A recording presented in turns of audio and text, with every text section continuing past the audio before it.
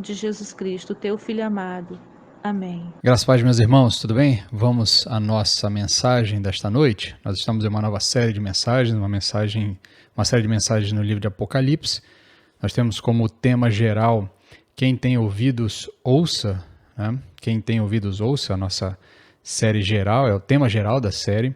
Nós estamos estudando o livro de Apocalipse para aprender com ele informações preciosas, não só sobre as coisas que acontecerão, mas sobre a nossa relação com Cristo, sobre o que Ele de fato tem para a sua igreja. E esse é um livro importante, não só para os nossos dias, de muita conturbação, de muita preocupação, mas para toda a história da igreja, para toda a percepção e a expectativa escatológica, que é uma das coisas que deve mover o andar da igreja. Hoje nós vamos ler o trecho do capítulo 1, do verso 9 até o verso 20, é um trecho mais longo, é uma das maiores perícopes que nós estudaremos ao longo dessa carta, mas ela tem importantes ilustrações, importantes informações para que nós possamos aprender um pouco mais do texto. O tema da nossa mensagem de hoje à noite é com os pés no vale, mas com a cabeça na glória. Você pode aí abrir a sua Bíblia no livro de Apocalipse, capítulo 1, nós vamos ler do verso 9 ao verso 20. Vamos à leitura do texto? O texto nos diz o seguinte: Eu, João, vosso irmão e companheiro na tribulação, no reino e na perseverança em Jesus, estava na ilha de Patmos por causa da palavra de Deus e do testemunho de Jesus. No dia do Senhor, eu me encontrei em espírito e ouvi atrás de mim uma voz forte como de trombeta, que dizia: Escreve no livro o que vês e envia-o às 7 igrejas: Éfeso, Esmirna, Pérgamo, Tiatira, Sardes, Filadélfia e Laodiceia. Virei-me para ver quem falava comigo. Ao me voltar, vi 7 candelabros de ouro. E no meio dos candelabros havia alguém semelhante a um ser humano, vestindo uma túnica longa e uma faixa de ouro na altura do peito. Sua cabeça e seus cabelos eram brancos como a lã, tão brancos como a neve, e seus olhos eram como chama de fogo. Seus pés eram parecidos com metal brilhante refinado em uma fornalha, e sua voz era como a voz de muitas águas. Na mão direita ele segurava 7 estrelas, e da sua boca saiu uma espada afiada de 2 gumes. Seu rosto brilhava como o sol no seu fulgor. Quando o vi, caí a seus pés como se estivesse morto. Então ele pôs a mão direita sobre mim e disse: Não temas, eu sou o primeiro e o último. Eu sou o que vive, fui morto, mas agora estou aqui, vivo para todo sempre, e tenho as chaves da morte e do inferno. Portanto, escreve as coisas que tem visto, tanto as do presente como as que acontecerão depois desta. Este é o mistério das 7 estrelas que vistes na minha mão direita, e dos 7 candelabros de ouro. As estrelas são os anjos das 7 igrejas, e os 7 candelabros são as 7 igrejas. Vamos orar? Senhor, fala conosco nessa noite, abre os nossos ouvidos, abre o nosso entendimento para esse texto aparentemente complexo, mas que tem mensagens profundas e poderosas para as nossas vidas, para que possamos saber quem Tu és, aprendermos mais de Ti e aprendermos a confiar cada vez mais na Tua soberania, no Teu controle sobre todas as coisas. Tem misericórdia de nós, é o que te pedimos em nome de Jesus. Amém. Amém, meus queridos. Então, como nós já falamos na última semana, na introdução dessa série de mensagens, o livro de Apocalipse é um livro bastante famoso, bastante conhecido no meio cristão, mas é um livro muito mal interpretado, às vezes é um livro não lido e não estudado por conta da sua complexidade, porque ele tem algumas informações que estão de fato cifradas por meio de símbolos, mas que a nossa dificuldade nele demonstra muito mais nosso desconhecimento do texto bíblico que provavelmente alguma complicação do próprio livro ou algum tipo de impossibilidade de entendimento. Então, nós vamos ver aqui uma série de informações. Nessa sessão aqui nós recebemos algumas informações sobre João, sobre o autor. Nós vamos saber um pouco sobre a sua localização, a sua condição, onde ele estava e por que ele estava nesse local. Também nos é introduzida a primeira visão que o apóstolo João tem, que é relatada ao longo do livro. Ela vai se estender até o capítulo 3. Nessa visão nós temos uma imagem inicial de Cristo por meio de símbolos que tentam transmitir para as igrejas que receberão esta carta uma mensagem de esperança, conforto e segurança. A grande mensagem por trás de Apocalipse é uma mensagem de confiança, é uma mensagem de certeza, é uma mensagem de esperança, de que Cristo venceu, de Cristo já é rei, já é soberano sobre todas as coisas. E na visão que estudaremos hoje, essa primeira visão de João, essa imagem é muito bem detalhada e muito bem apresentada.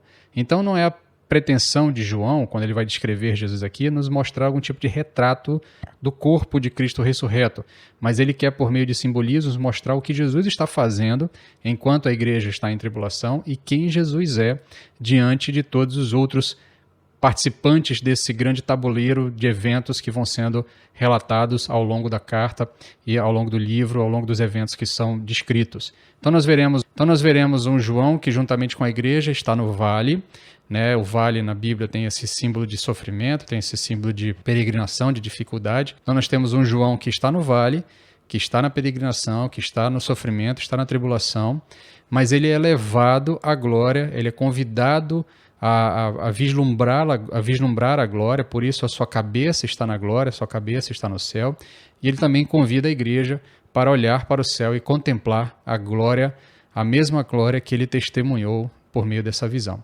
Então nós vamos destrinchar agora verso a verso, peço aí a sua atenção, se a mensagem ficar um pouco longa, a gente vai tentar editar ela o máximo possível para que ela não fique demasiadamente longa, mas eu peço a sua atenção porque tem muitas informações que precisam ser bem entendidas aí. Então, inicialmente nós temos ali no verso 1, nós vamos ter ali o apóstolo João fazendo uma apresentação dele. Eu, João, vosso irmão e companheiro na tribulação, no reino e na perseverança em Jesus, estava na ilha de Patmos por causa da palavra de Deus e do testemunho de Jesus. João então se apresenta primeiramente como um irmão e companheiro, não apenas como discípulo amado ou ainda como apóstolo. Tá?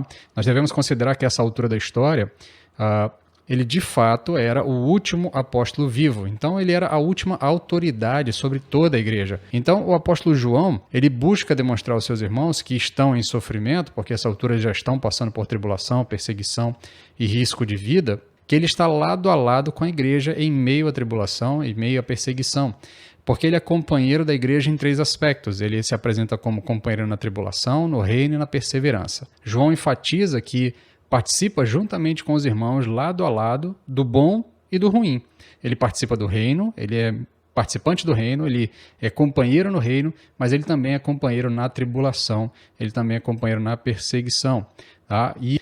E a perseguição para João, assim como para os demais autores do texto bíblico, a perseguição e a tribulação, ela gera na igreja a perseverança. Então a perseverança é o que se espera daqueles que estão em tribulação, pois o reino já foi inaugurado, mas ainda não foi totalmente concretizado. Por isso, o crente persevera até que o reino esteja totalmente implantado. Contudo, o crente não persevera por suas próprias forças, ele persevera em Jesus.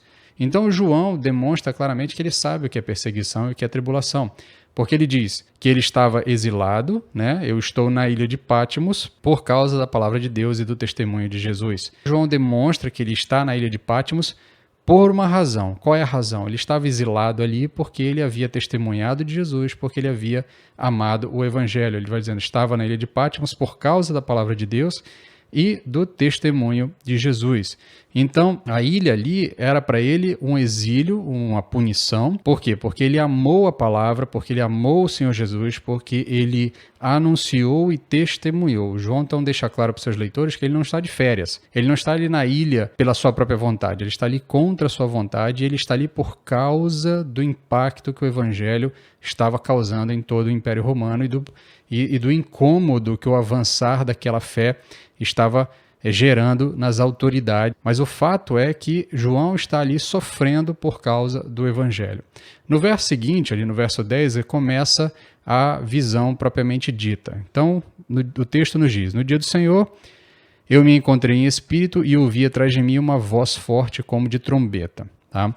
A expressão dia do Senhor, ao que tudo indica aqui no texto, situa o momento em que João teve a visão. E esse momento, esse dia, esse momento cronológico, é muito provavelmente o domingo. Tá?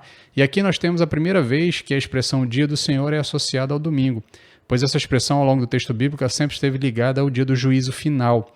Tá? E é interessante porque o texto vai falar do juízo final, a visão vai falar do juízo final, então há essa ligação entre o conceito original de dia do Senhor, que é o conceito que é trabalhado ao longo de todo o Antigo Testamento. O dia do Senhor é o dia do acerto de contas, é o dia em que Deus julgará todas as nações, é o dia em que Deus fará juízo sobre todas as nações, e é também para nós o dia do Senhor, porque entendemos que no domingo o Senhor Jesus Cristo ressuscitou, e esse dia então passou a ser o dia de adoração ao dia de nosso Senhor Jesus Cristo. Então, ainda que hajam algumas interpretações divergentes, a grande maioria dos estudiosos, eles cravam, eles entendem que quando o apóstolo João está fazendo essa referência de dia do Senhor, ele não está só falando de um evento escatológico, de uma expectativa escatológica, mas ele está falando do domingo. O domingo mesmo, que era o dia de adoração, é o dia em que os cristãos elegeram como o dia de adoração ao nosso Senhor Jesus Cristo. Então o que nós temos aqui é que João, no dia da adoração, no dia do culto, recebe essa visão do Senhor Jesus Cristo, uma visão escatológica, uma visão sobre o dia do Senhor. Então há aqui um casamento entre as expressões que fazem todo sentido e nos ajudam a entender muito mais o texto. O texto continua dizendo que o João nos diz que em espírito ele recebeu essa visão. Ao que tudo indica, João permanece consciente o tempo todo. Ele sabe o que está acontecendo. Ele não foi arrebatado e perdeu os sentidos. Ele não sabe exatamente o que está acontecendo. João aparentemente está muito consciente do que está acontecendo. E neste momento, em espírito aqui, também está ligado provavelmente ao ato de adoração, ao ato de oração, ao ato de culto. Ele estava em momento de culto quando recebeu esta visão do Senhor Jesus Cristo. Então ele ouve uma voz forte, como de trombeta, e essa expressão aqui, voz forte de trombeta, ela está associada aqui à ideia de significados escatológicos. A trombeta no texto bíblico está sempre associada a esse anúncio do juízo, anúncio do dia do Senhor, do juízo final. E ela também está ligada com a ideia da chegada de alguém importante, no caso, o Rei dos Reis. Então essa voz forte como de trombeta, que João ouve primeiramente, por trás dele, tem aqui um claro sentido de anúncio. O Senhor está chegando, o Rei dos Reis está chegando. Então ele tem a sensação de que Jesus Cristo está sendo anunciado por conta da apresentação que será feita. Nós veremos um Cristo glorificado a partir agora do verso 11 em seguida. Então, no verso 11 mesmo, o apóstolo João diz o seguinte, escreve, ele ouve essa voz, e a voz dizia o seguinte, que dizia, escreve em um livro o que vês e envia às 7 igrejas, Éfeso, Esmirna, Pérgamo, Tiatira, Sardes, Filadélfia e Laodiceia. O que nós vemos aqui é que há primeiramente uma ordem. Essa mesma ordem vai se repetir no verso 19. Portanto, escreve as coisas que tem visto, tanto as do presente como as que acontecerão depois destas. Então, o que nós temos aqui é que essa ordem que é dada a João, ela demonstra a importância do conteúdo que ele receberia, da importância da informação do conteúdo. E essa é a primeira, ou melhor, são as duas primeiras ordens que João receberá para escrever alguma coisa. Ao longo do livro vão ser 12 ordens expressas para que ele escreva alguma coisa. E essa ordem para o registro demonstra a importância desse conteúdo, tá? A importância revelacional. A igreja precisa saber dessas coisas. O fato da revelação ser dada no domingo, o dia em que a igreja celebra o Senhor Jesus Cristo, tem um grande significado. No dia em que a igreja estava celebrando a vitória de Cristo sobre a morte, o próprio Messias revela à igreja sua vitória final. Então, o texto continua dizendo aqui, ainda no verso 11, o texto diz, escreve em um livro o que vês e envia às 7 igrejas, Éfeso, Esmirna, Pérgamo, Tiatira, Sardes, Filadélfia e Laodiceia. Há muitas especulações sobre a razão de ser dessas 7 igrejas e não outras igrejas, né? Conforme nós já dissemos em outras mensagens, nas mensagens anteriores, o número 7 aqui ele não está ligado a uma ideia de que sejam somente essas 7 igrejas. Ele faz uma referência à completude de todas as igrejas. Mas é fato que o texto cita 7 igrejas reais que existiam, e essas 7 igrejas, elas não estão ali apenas como um simbolismo. Os fatos que são relatados nos próximos capítulos são de coisas que estavam acontecendo naquelas igrejas em específico. Há muita especulação sobre o porquê dessas 7 igrejas, do porquê dessas 7 nominalmente falando, dessas 7, Éfeso, Esmirna, Pérgamo, Tiatira, Sardes, Filadélfia e Laodiceia. 3 respostas podem nos ser dadas para essa indagação, para essa dúvida de por que são essas 7. A primeira resposta que nos é dada é que elas estão em uma espécie de rota em que um mensageiro normalmente faria, ao receber a carta, ele seguiria essa rota, fazendo uma rota circular. Ele começa por Éfeso, ele segue então para Esmirna, Pérgamo, Tiatira, Sardes, Filadélfia, Laodiceia, e aí ele termina esse círculo né, essa rota circular, passando por todas essas cidades e entregando a carta que a igreja precisava ler, precisava saber. Então fica claro ali que há um componente ali de organização, de logística mesmo, de entrega dessa informação. Todas essas igrejas, ou melhor, todas essas cidades, elas também compartilhavam de um problema em comum, tá? Elas enfrentavam a questão do culto ao imperador, tá? Embora nem todas elas tivessem um templo dedicado ao imperador, todas elas tinham sacerdotes e altares imperiais.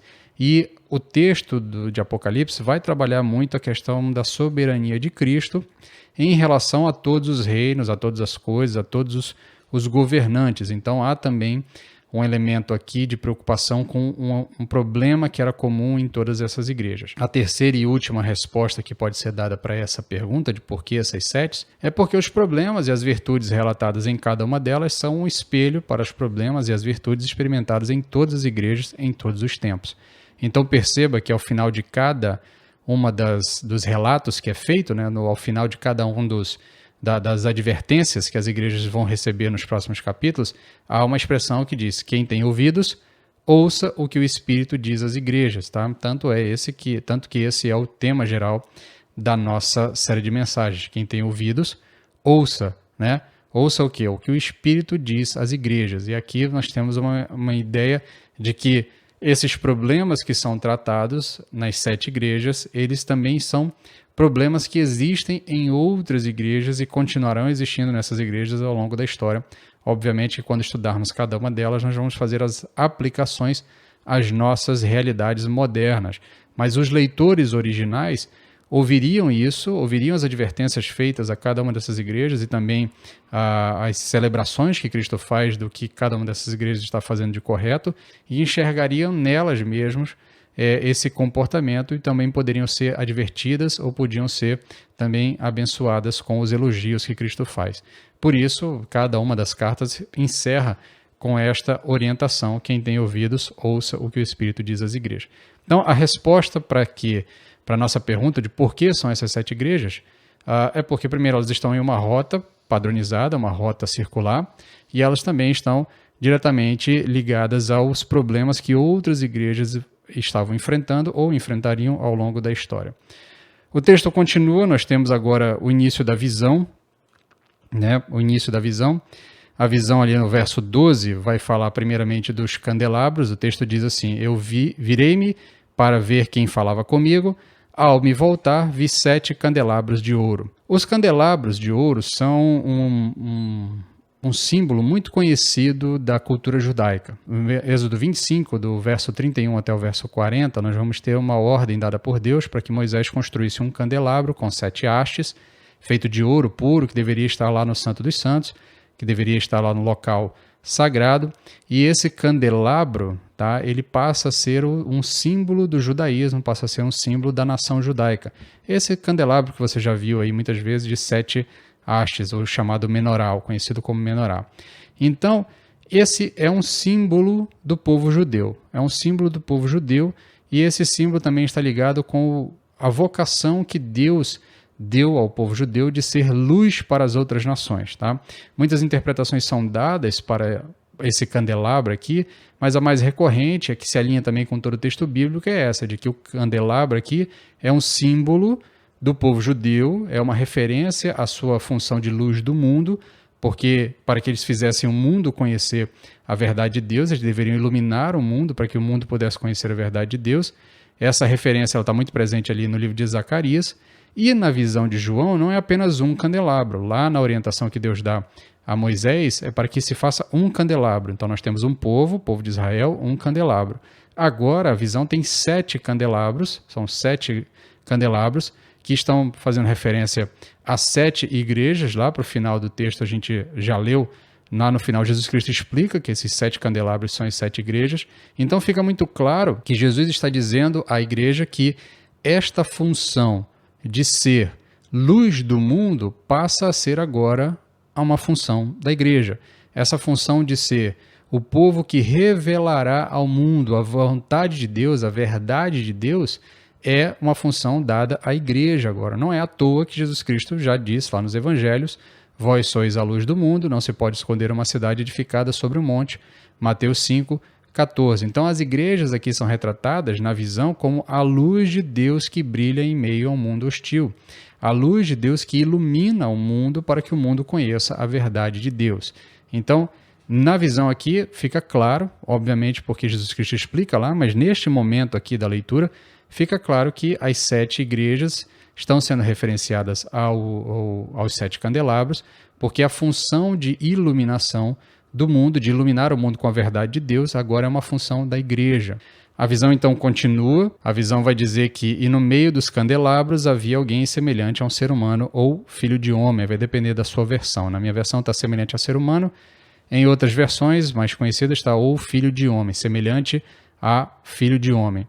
João identifica aqui a figura, né, como alguém que é semelhante a filho de homem.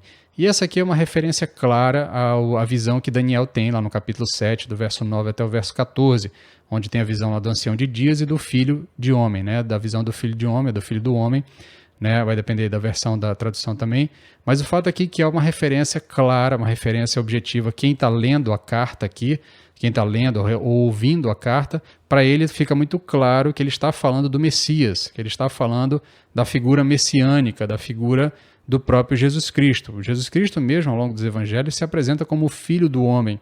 Então fica claro que o semelhante a um ser humano, ou semelhante ao Filho de Homem, é o próprio Jesus, que por meio de alguns símbolos aqui, utilizado desse símbolo específico, apresentará agora a João toda a sua glória.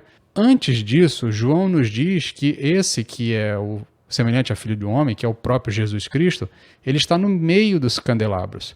Ele está no meio desses 7 candelabros.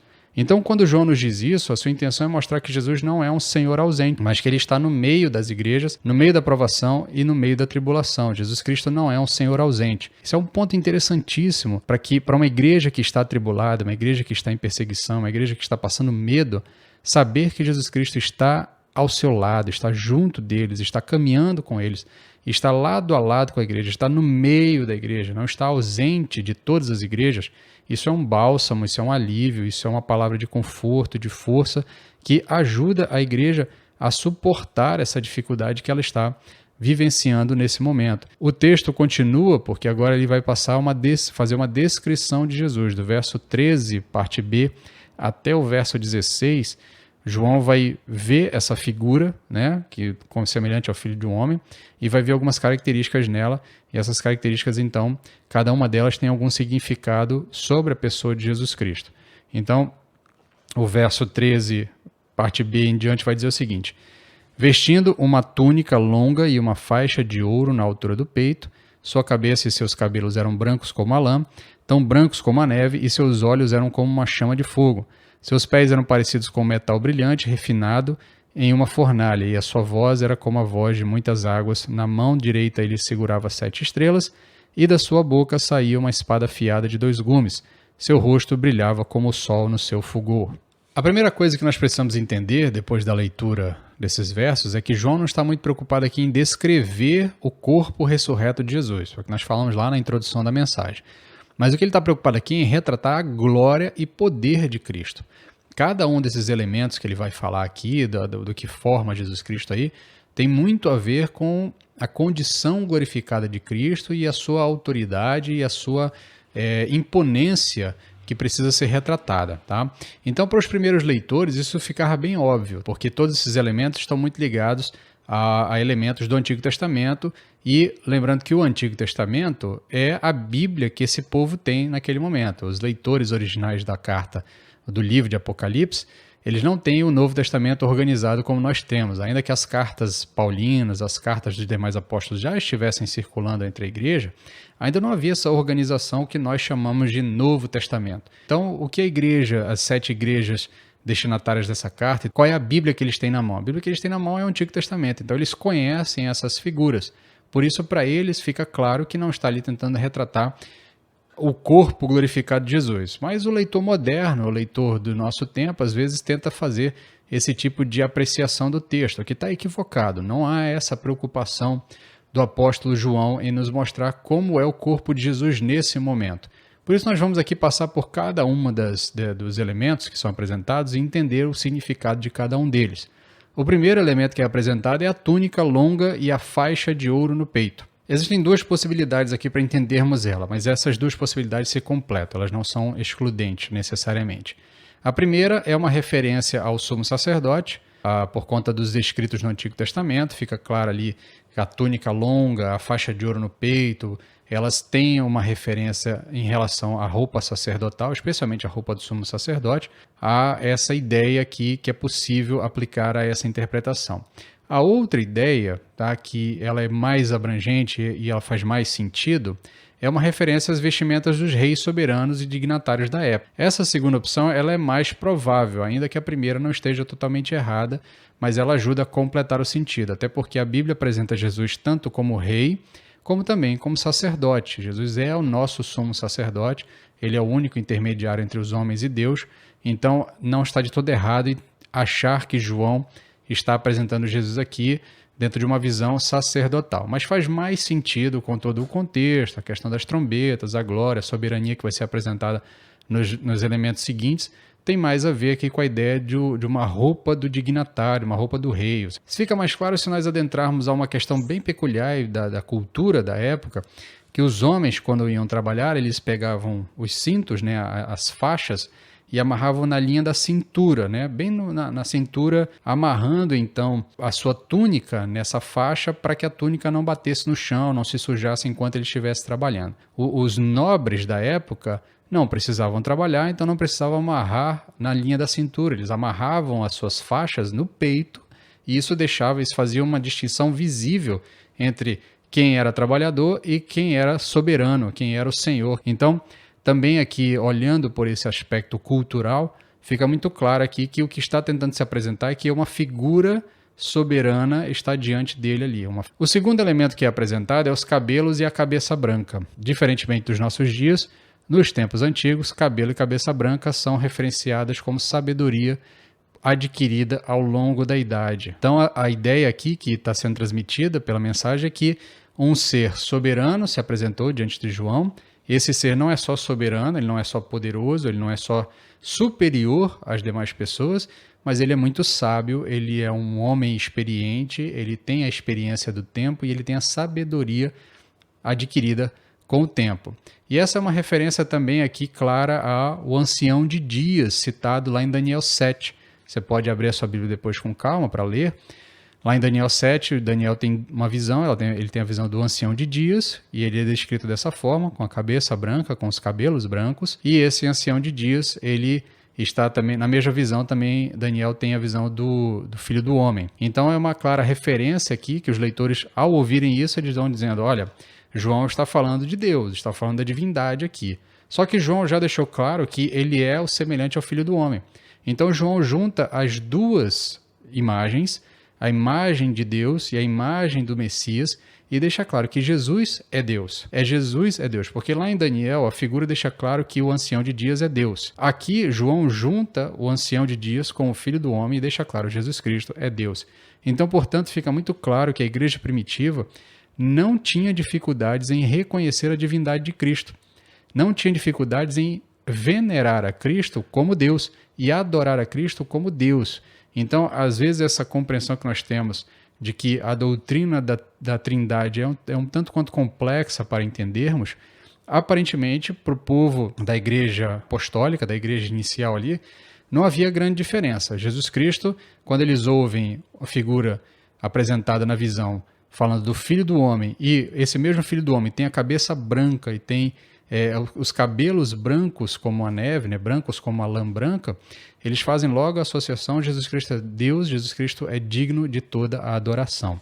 Então, essa ideia aqui fica muito claro, e o que fica claro também é que a lã branca e a neve, que são referenciadas no texto, elas estão falando da pureza. Então, além desse ser poderoso, soberano, superior, sábio, experiente, ele é puro, ele é perfeito, ele não tem máculas, ele não tem pecados, ele é santo. Então, nesse sentido aqui, Jesus é retratado em sabedoria, divindade e santidade, sabedoria, divindade e pureza. O próximo elemento que é apresentado são os olhos flamejantes. Os olhos flamejantes, eles estão também ligados às visões de Daniel, lá atrás, é uma referência a Daniel capítulo 10, verso 6, e esses olhos de fogo eles são uma referência à capacidade de Cristo de saber todas as coisas. Os seus olhos penetram em todo lugar. É a ideia do fogo que purifica todas as coisas e apresenta as impurezas, né? Retira as impurezas de todas as coisas. Então Jesus Cristo sabe todas as coisas. Seus olhos são poderosos. Ninguém pode esconder nada do seu olhar. E isso traz que mensagem para aquela igreja que está ouvindo aquilo? O Senhor Jesus Cristo está vendo tudo, nada passará em branco diante dele, ele sabe todas as coisas. Então, diferente dos nossos juízes atuais, os juízes de todos os tempos, que não são oniscientes, nunca foram, os juízes, então, eles muitas vezes podem ser enganados pelas retóricas dos advogados, dos causídicos, daqueles que estão envolvidos, eles podem ser enganados pelas provas, eles podem ser enganados até mesmo pelas suas próprias convicções pessoais e acabam emitindo um julgamento errado. Mas o que o texto está tentando nos dizer, e dizia para aquela igreja original, é que Jesus é o justo juiz, ele é sábio, ele tem a experiência, ele tem a dignidade, ele tem a santidade e a pureza, ele tem os olhos que podem perscrutar todas as coisas, saber todas as coisas e emitir um justo juízo, um juízo perfeito, porque ele vê todas as coisas e ninguém pode esconder nada dos olhos de Cristo. Então essa é uma imagem que está sendo construída para o leitor. O elemento seguinte são os pés de bronze. Mais uma vez, Daniel está presente aqui. Ela também está presente em Daniel 10. A diferença é que aqui João apenas vê os pés de bronze, Daniel vê pés e braços de bronze. Mas a ideia aqui do bronze, do metal polido de bronze, remete a duas questões: força e glória. O guerreiro, né, quando ele está com a sua armadura, qual é a imagem que ele transmite? Ele transmite a imagem de poder e de importância.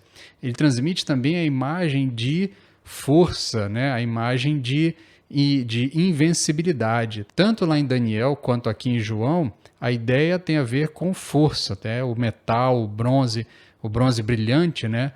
É um metal que transmite essa ideia de força, de glória, essa ideia de poder. E nesse sentido aqui, o que está tentando ser transmitido para a igreja que está ouvindo isso é que Jesus é um ser poderoso, Jesus é um ser forte, Jesus é um Senhor soberano, forte e poderoso. Então a imagem retrata Jesus como alguém que viveu e que vive em força, estabilidade e glória, porque os seus pés são de bronze, seus pés são fortes, ele sabe o que está fazendo, ele tem a sabedoria da vida, ele tem a sabedoria do tempo. A imagem continua dizendo para a gente que João ouviu a voz poderosa. Mais uma vez aqui nós temos referências ao Antigo Testamento, especialmente agora Ezequiel capítulo 24, quando essa ideia de a voz poderosa é referenciada à questão das muitas águas, né, no Antigo Testamento. Então a imagem retratada aqui é o som das águas oceânicas, tá? As ondas batendo nas pedras ou quebrando na praia. Então a ideia aqui é dizer que essa voz transmite o poder, transmite segurança, transmite força. Então nesse sentido o apóstolo João aqui constrói essa imagem de Cristo, uma imagem poderosa, inclusive a sua voz deixa claro o seu poder, também deixa claro a sua força. A imagem então continua e agora nós temos aqui um ponto bem interessante e bem emblemático aqui. A imagem continua ali, vai dizer que na mão direita ele segurava 7 estrelas.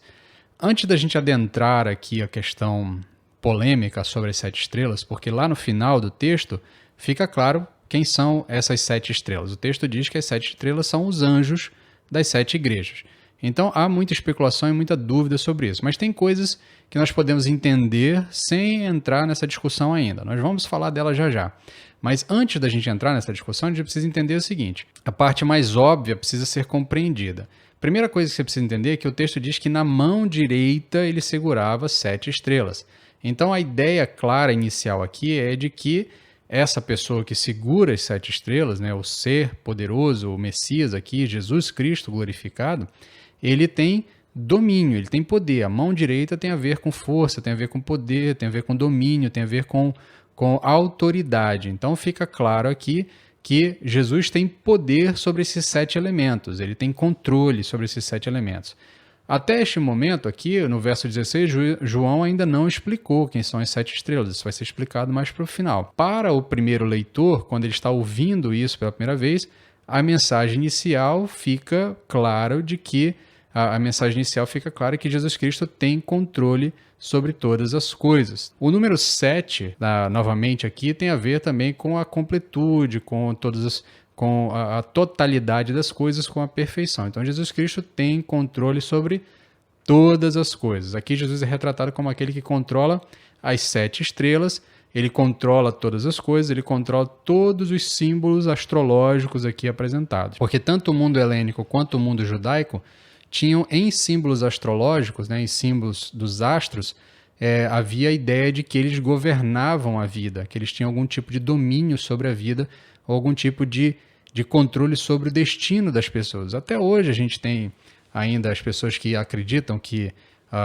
em horóscopo, nessas questões astrológicas, então acham que as suas vidas são guiadas pelos astros, pela posição dos astros, pelo dia em que elas nasceram, ou se o astro estava na casa A ou B, ou estava próximo do A ou do C.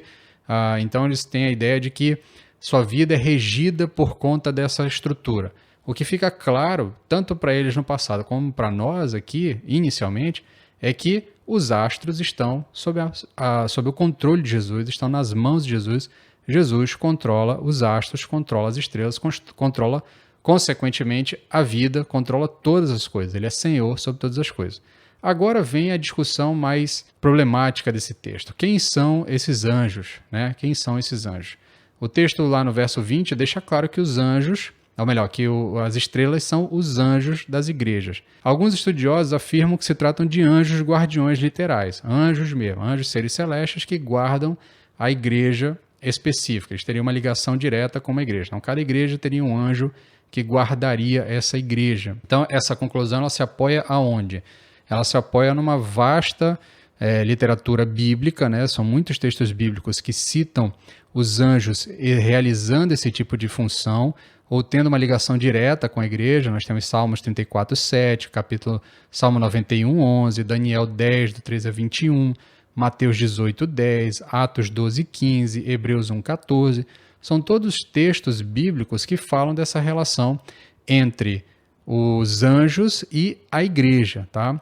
Mas qual é a objeção a essa apresentação? Por que torna essa percepção um pouco complicada, né? A primeira objeção a essa interpretação é que as cartas são endereçadas aos anjos. Ao serem endereçadas aos anjos, em tese, dá a sensação de que o anjo está ligado à igreja, tá? Está ligado à igreja em algum sentido, e faz sentido para ele, anjo, as advertências e os elogios que são feitos nas cartas. Mas muitas das advertências têm a ver com arrependimento de pecados. Então fica um pouco estranho acharmos que os anjos precisariam se arrepender, porque a carta fala para que a igreja se arrependesse de alguma forma. Então, nesse sentido, tem alguma dificuldade, embora haja muito embasamento bíblico para fazer essa ligação entre uma atividade angelical e o povo de Deus, uma relação direta dos anjos com o povo de Deus, uma relação inclusive de guarda, uma relação de proteção. Outros estudiosos vão afirmar que esses anjos, esses anjos ou essas 7 estrelas, poderiam ser mensageiros que levariam as cartas para as igrejas.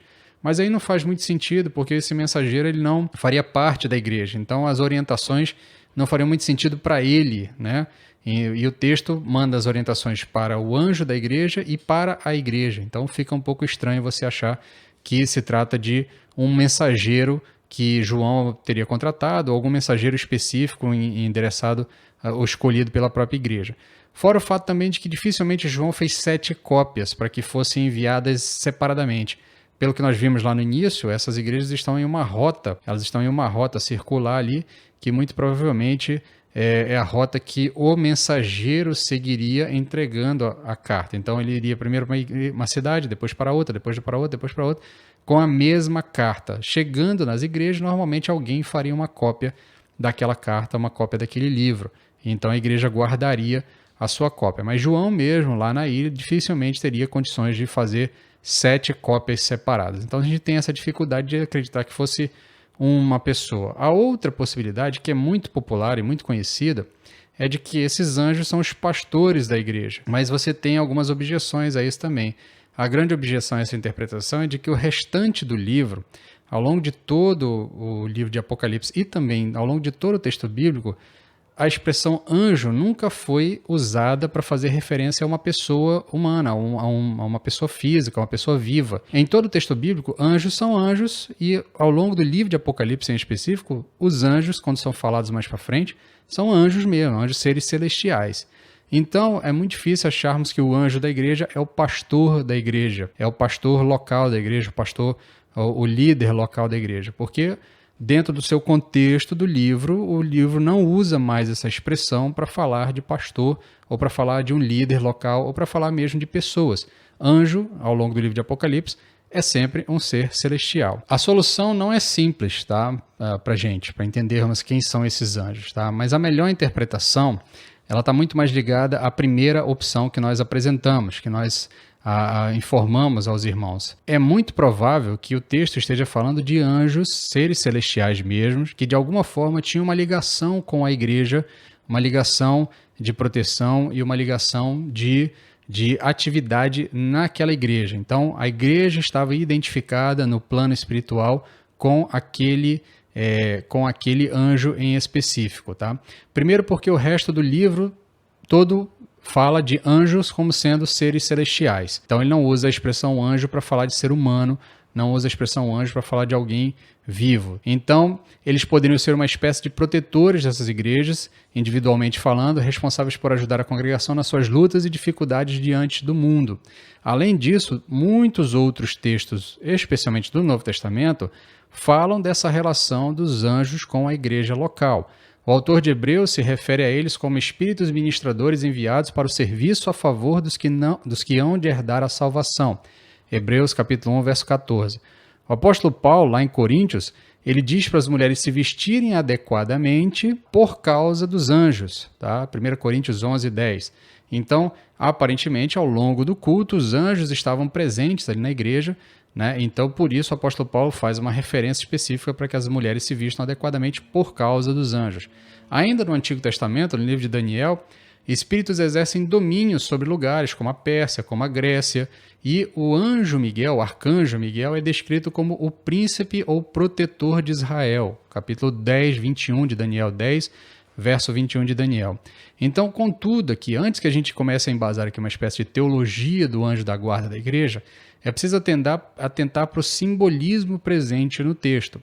Muito mais do que entendermos todos os detalhes do texto, nós precisamos entender o simbolismo. No mundo helenista, as estrelas eram deuses, e no mundo judaico, as estrelas eram forças angelicais que, de alguma forma, acabavam recebendo a adoração. Você pode ver isso lá na carta aos Hebreus. O autor de Hebreus, inclusive, faz esse contraponto. Ele diz que Jesus é superior aos anjos, por isso a igreja deveria adorar somente a Jesus e não deveria ter nenhum tipo de expectativa de adoração em relação aos anjos, porque isso era algo dentro da tradição e da cultura judaica. Então, juntando esses dois elementos, a mensagem clara que fica, tanto para judeus quanto para gentios, é que Jesus tem todas essas coisas na sua mão e tem isso sob seu controle. Ainda que nós não consigamos cravar definitivamente quem são esses 7 anjos, se são anjos celestiais ou se são pessoas físicas, o grande simbolismo que é tratado aqui é que Jesus tem o controle sobre todas as coisas. Na sua mão direita, que aponta para poder, existe aqui essa legitimação da sua soberania sobre todas as coisas, inclusive sobre os elementos dos astros, os elementos especiais, os elementos do cosmos. Então, Jesus Cristo é o verdadeiro governante do cosmos, ele é o verdadeiro governante de todo o universo. Nesse quesito, nós chegamos à conclusão de que a grande preocupação aqui é falar do domínio de Jesus, muito mais do que tentar especular quem são esses 7 anjos ou não. Embora, ao que tudo indique, de fato estejamos falando de seres angelicais. Como se dá essa relação? A Bíblia fala muito pouco para nós, por isso nós devemos nos limitar ao que a Bíblia fala e não tentar especular muita coisa, não tentar responder aquilo que a Bíblia não responde, porque se ela não responde, teoricamente, não é necessário para nós nesse momento. A visão continua, tá? Vai falar agora da espada que sai da boca, e a ideia aqui é juízo. tá? A boca, que é um símbolo apocalíptico para juízo, aquilo que sai da boca, sai o juízo, sai a sentença, né? E quando sai a sentença, essa sentença é uma espada, né? E essa espada está ligada à ideia da concretização desse juízo, da execução desse juízo. Então, da boca do juiz, da boca de Cristo, da boca de Jesus, que agora é apresentado como juiz, como soberano juiz, como sábio juiz, da sua boca sai um juízo perfeito que se concretizará. A espada de dois gumes, ela tem essa ideia do julgamento sendo executado. Por fim, a última mensagem, a última imagem que nos é dada aqui é o rosto brilhante. Tá? A imagem que resume as demais, o Cristo exaltado aparece em toda a sua glória. A imagem lembra de Moisés lá subindo no monte, recebendo as tábuas e voltando com o rosto brilhante. Lembra também da transfiguração de Jesus lá no Monte das Oliveiras. Então tudo isso está aqui para simbolizar a glória de Deus presente em Jesus. Toda a glória divina estava naquele ser que se apresenta diante de João. O texto continua e agora nós temos aqui a reação de João. Tá? João diz que quando eu vi, caí a seus pés como se estivesse morto, então ele pôs a mão direita sobre mim e disse, não temas. Então, ao que nós percebemos aqui, em toda a Escritura fica claro que diante da glória divina não há outra reação para o ser humano a não ser cair diante dessa presença gloriosa, cair de joelhos, cair diante da presença gloriosa. Isso aqui não chancela algum tipo de culto pirotécnico, algum tipo de culto onde as pessoas caem inadvertidamente, tá? Onde as pessoas caem como se estivessem recebendo algum tipo de unção especial. O texto bíblico não fala de pessoas caindo inconsciente, o texto bíblico fala de pessoas se ajoelhando diante de uma glória, diante da presença e da percepção de que estão diante de alguém que é muito maior e muito mais poderoso do que eles. Tá? Então, tentando aqui fazer um paralelo para que a gente possa entender exatamente o que João está tentando transmitir para nós, é como se nós estivéssemos diante de um ser colossal que se apresenta de nós e as nossas forças simplesmente se esvaíssem porque a gente olha para aquilo e diz, eu não tenho condições de enfrentar ou de estar na presença desse ser, por isso eu caio, por isso eu perco as forças. Tá? Então não é algo inconsciente, é algo que sabe o que está fazendo, mas é uma reação a essa glória divina que lhe é apresentada. Isso vai acontecer com Isaías, vai acontecer com Ezequiel, vai acontecer com Daniel, o próprio apóstolo Paulo na estrada de Damasco. Todos eles seguiram esse ritual. Ao contemplar a grandeza divina, se ajoelharam, caíram diante dessa grandeza, porque é algo que lhes tirou as forças. Tá? Então, essas palavras aqui que são ditas logo na sequência, o texto vai dizer que então ele pôs a mão direita sobre mim e disse, não temas. Essa passagem, essa reação de Jesus aqui, deixa claro que esse ser que é poderoso e que é glorioso, ele não é um ser que vem nos subjugar, é um ser que está conosco, é um ser que nos estende a mão em amparo, que nos estende a mão em consolo, que nos estende a mão em encorajamento. Então, essa atitude de colocar a mão direita sobre o ombro dele, e preste atenção, João faz referência que ele diz que Jesus colocou a mão direita sobre ele. Ele não fala que colocou qualquer uma das mãos, ou não diz apenas colocou uma mão sobre meu ombro. Ele diz que colocou a mão direita. Então, essa atitude, em paralelo com a expressão que Jesus fala, com a palavra que Jesus fala, não temas, demonstra consolo e demonstra também investidura. Demonstra também um ato de nomeação. É a mão direita, é a mão do poder que coloca sobre o ombro de João. Ele diz, não tema, e a imagem que está sendo transmitida é que eu estou com você. Então João é nomeado um porta-voz da revelação divina. Isso dá um caráter autoritativo às informações que ele está dando aqui, que ele está relatando, e que ele vai apresentar ao longo do livro. Então a primeira descrição feita por João mostra a grandeza e o poder e a santidade de Cristo diante de quem ninguém pode subsistir. E agora, diante dessa grandeza que é demonstrada, diante dessa grandeza, aqueles que se rendem diante dessa grandeza, eles são fortalecidos, eles são consolados, eles são investidos pelo Senhor poderoso para que sigam fazendo a vontade de Deus. E aí nós temos então o fechamento dessa primeira parte da visão, que é a visão de João de Jesus. Agora Jesus começa a descrever a si mesmo. Jesus começa a descrever a si mesmo, a partir do verso 17 ao verso 18. O texto nos diz o seguinte: eu sou o primeiro e o último, eu sou o que vive, fui morto, mas agora estou aqui, vivo para todo sempre e tenho as chaves da morte e do inferno. As palavras ditas por Jesus aqui, elas descrevem uma estrutura trinitária aqui, uma estrutura de 3 elementos, tá? Para que ele apresente quem ele é. Primeiro ele diz: eu sou o primeiro e o último, eu sou o que vive e fui morto, mas agora estou aqui e vivo para sempre. 3 elementos de novo, nós temos o primeiro, depois temos um segundo elemento que é dividido em 3, e por último nós temos eu tenho a chave da morte e do inferno. Mais uma vez aqui nós temos fechando essa estrutura de 3 características para dar essa completude de quem Jesus é. E essa forma que Jesus se apresenta a João, ela serve de sustentação para a expressão não temas. O texto é: não temas, eu sou o primeiro e o último, eu sou o que vive e fui morto, mas agora estou aqui, vivo para todo sempre, e tenho as chaves do inferno na mão. Por que Jesus pode dizer para João não temas? Porque ele é o eterno, porque ele é o primeiro e o último. Ele é o pleno, ele é o completo. Por que Jesus pode dizer a João não temas? Porque ele é aquele que vive, é aquele que estava morto, mas agora vive. É aquele que não só vive agora, mas ele vive para todo sempre. A sua maior derrota transformou-se em sua maior vitória, pois agora ele está vivo pelos séculos dos séculos. Portanto, esse paradoxo da humilhação versus exaltação é evocado no livro. Jesus Cristo foi humilhado por meio da morte, mas ele foi exaltado na sua ressurreição. E a sua ressurreição lhe deu as condições para ser esse Senhor soberano sobre todas as coisas. Por isso, para o homem, no reconhecer de seus pecados diante de Deus, está a possibilidade de exaltação. Por isso que quem se humilha é exaltado e vice-versa, como diz lá em Mateus 23, 12. Então, a morte de Cristo, que é central no Evangelho, ela é apenas uma parte dessa mensagem, porque o Evangelho não para na morte de Cristo. O Evangelho fala da ressurreição de Cristo. Cristo ressuscitou dos mortos, venceu a morte e, como recompensa por sua vitória, recebeu toda a glória, todas as honrarias e a soberania sobre todas as coisas. Ele é o eterno, ele é vitorioso e ele é soberano. Eu sou o primeiro e o último, eu sou o eterno, eu sou o que vive, fui morto, mas agora estou aqui vivo para sempre, eu sou o vitorioso e eu tenho as chaves da morte e do inferno, eu sou o soberano.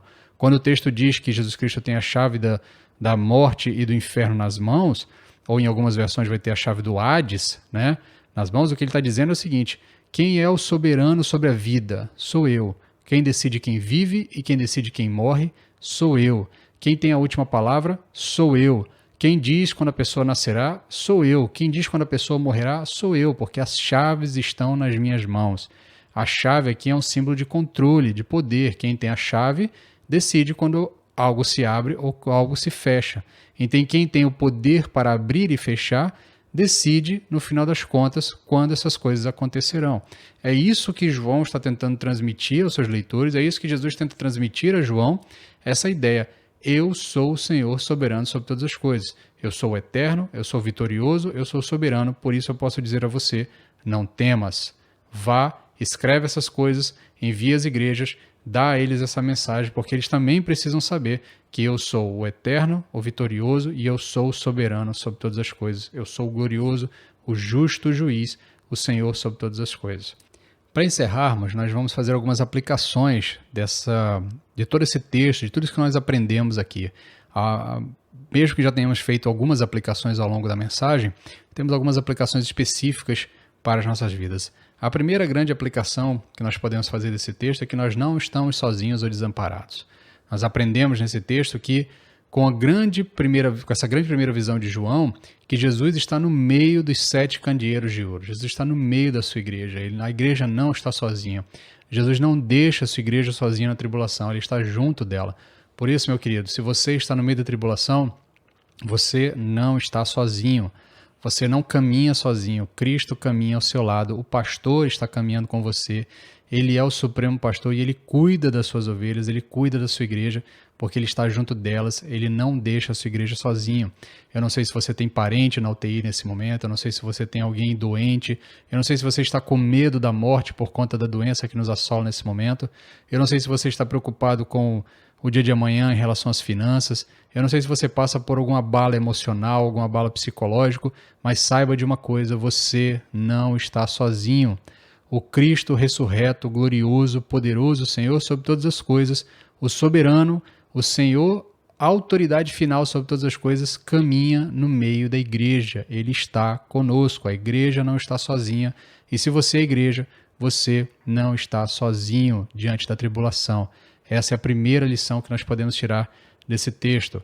A segunda lição que nós podemos tirar desse texto, a segunda aplicação que nós podemos fazer desse texto é que Jesus é o glorioso, supremo, justo juiz. Ele enxerga todas as coisas para o bem ou para o mal. Isso nos faz lembrar, isso nos leva a pensar como está a nossa vida, a nossa postura e em que estágio está a nossa fé diante desse Deus que vê todas as coisas. Não adianta tentarmos viver uma fé falsa, uma fé que tenta escamotear a nossa realidade, porque dos olhos de Deus nada pode ser ocultado, dos olhos de Jesus, do justo juiz, nada pode ser ocultado. Por isso, nós precisamos levar a nossa vida de santidade a sério, a nossa perseverança, a nossa peregrinação a sério. Isso também faz com que aqueles que acham que estão escondendo os seus pecados e passarão impune porque esconderam os seus malfeitos em vida, eles não sairão impunes, porque diante do justo juiz, o juiz que sabe todas as coisas, nada pode ser escondido. Nenhum juízo, nenhuma maldade passará impune, nenhum pecado passará impune. Jesus Cristo julgará a todos, independente da sua condição financeira, da sua condição social, da sua influência, diante do justo juiz, nada disso vale, porque ele sabe todas as coisas, ninguém conseguirá enganá-lo. Então, diante disso, nós precisamos rever as nossas condições, rever a nossa condição e o nosso comportamento diante desse juiz, desse supremo e glorioso justo juiz. A terceira lição que nós podemos tirar do texto é que diante da sua glória e majestade nós somos lembrados da nossa condição, a nossa condição de pecadores. Nós lembramos que essa glória de Deus apresentada no texto é uma glória insuportável para seres humanos e para pecadores. Por isso nós nos prostramos, por isso nós adoramos, por isso nós reconhecemos a sua soberania, por isso nós nos rendemos diante dele, por isso nós não lutamos com Deus, nós nos rendemos diante dele, porque a sua glória é muito superior a qualquer outra coisa, e ele é digno de todo louvor e de toda a adoração. Isso nos leva à quarta aplicação, é que mesmo sendo glorioso, supremo sobre todas as coisas, ele se aproxima de nós e nos encoraja, sustenta e comissiona. O texto lá diz que em um determinado momento João se prostra diante de Jesus e Jesus coloca a mão no seu ombro e diz: não temas. Em sua infinita misericórdia, ele nos levanta dizendo: não temas, eu estou com vocês, eu sou o primeiro e o último, eu passeio no meio da igreja, eu estou junto de vocês, a minha misericórdia sustenta vocês, levanta vocês e encoraja vocês a caminharem. Por isso, nós temos a condição de caminhar mesmo em meio à tribulação, porque, mesmo sendo pecadores, Jesus Cristo caminha conosco e nos dá força para caminhar e para fazer o que é necessário para glorificar o seu nome. A quinta e última aplicação que nós podemos tirar desse texto é que sempre houve e sempre haverá só um soberano sobre todas as coisas, Jesus Cristo, o Senhor. Ele tem o cosmos na sua mão, ele tem os governos na sua mão, ele tem a igreja em suas mãos, ele tem a palavra final sobre a vida e a morte. Quem define o que acontecerá é Jesus Cristo. Quem já definiu a história do universo é Jesus Cristo. Ele é o Senhor sobre todas as coisas. Por isso nós podemos descansar e confiar, porque sempre houve e sempre haverá só um soberano sobre todas as coisas, Cristo, o Senhor. Que o Senhor aplique aos nossos corações essa palavra. Quero convidar você a fazer uma última oração comigo e em seguida encerraremos essa mensagem. Senhor, fala conosco, aplica aos nossos corações essas certezas, ajuda-nos a vislumbrar a Tua glória por meio da revelação que nos é dada no texto de Apocalipse. Ajuda-nos a reconhecer quem Tu és e a saber que nós não estamos sozinhos, que o Senhor está conosco todos os dias. Fala a quem precisa Te ouvir nesse momento, converte os corações que precisam ser convertidos. Faz aquilo que é necessário, porque o Senhor é soberano. É o que Te pedimos, em nome de Jesus. Amém. Amém, meus queridos. Bem, meus irmãos, nós já estamos caminhando para o fim. Nós temos aqui alguns avisos para dar aos irmãos.